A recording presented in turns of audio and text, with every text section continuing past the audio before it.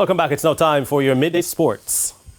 Cricket West Indies CEO Johnny Graves says the board will not be in a rush to select a permanent head coach for the men's team, with the focus now being on the upcoming assignments. Jamaican Andre Coley was named interim head coach in December following the resignation of Phil Simmons. But Graves says a decision on a permanent coach will likely be made following the series against South Africa in March.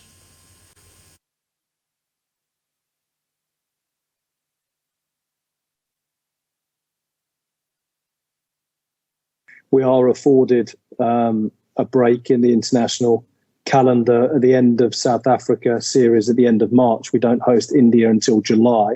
But at the same time, the sooner we can get a head coach in, the sooner they can start to build relationships internally with staff at Cricket West Indies within Jimmy's cricket department, but also with the captains and the players, the better, really. So I don't think we want to rush the process, but we're certainly not looking to delay it. And therefore, I'd hope that we would have clarity on the recruitment process by February and be well underway so that we'd have a candidate identified hopefully around April time.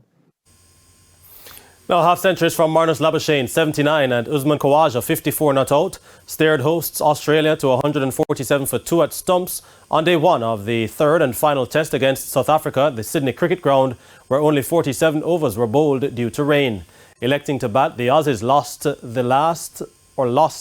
last match centurion David Warner for 10, but Khawaja and Labuschagne stitched together a 135-run second wicket stand before the latter was dismissed by Anrich Nortje with the last ball of the abbreviated day. Khawaja will resume with Steve Smith on day 2. Nortje has so far taken 2 for 26. There was drama when batter Matt Renshaw, playing his first test since 2018, tested positive for COVID-19 on a rapid antigen test after feeling unwell before the day's play. But he will continue to play in the match. Australia lead the series 2-0.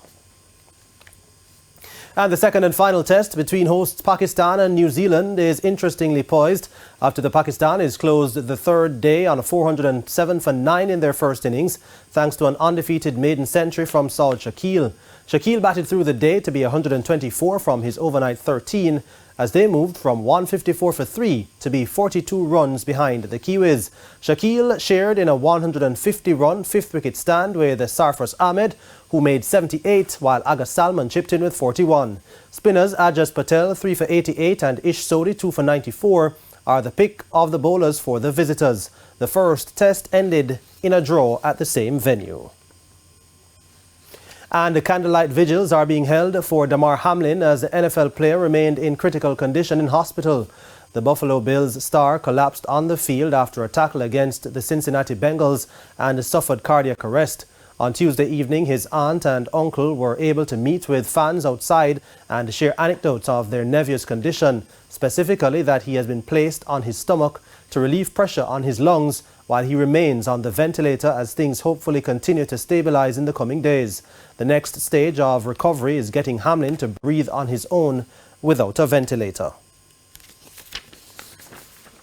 At 5th place, Tottenham Hotspur can move to within 3 points of 4th placed Manchester United when they travel to Selhurst Park for a clash with Crystal Palace. Spurs have only won 1 in their last 4 Premier League matches and take on Palace, who have lost 2 of their last 3. Elsewhere on the day, struggling West Ham with Jamaican Mikel Antonio oppose Leeds United. Leon Bailey and his Aston Villa battle Wolverhampton Wanderers, and bottom of the table Southampton entertain 18th placed Nottingham Forest. And that's it for your midday sports report. Shamela? Thank you, Jordan. And that's the Midday News. I'm Shamela Pula, and join us at 7 for Primetime News. On behalf of the news, sports and production teams, good afternoon.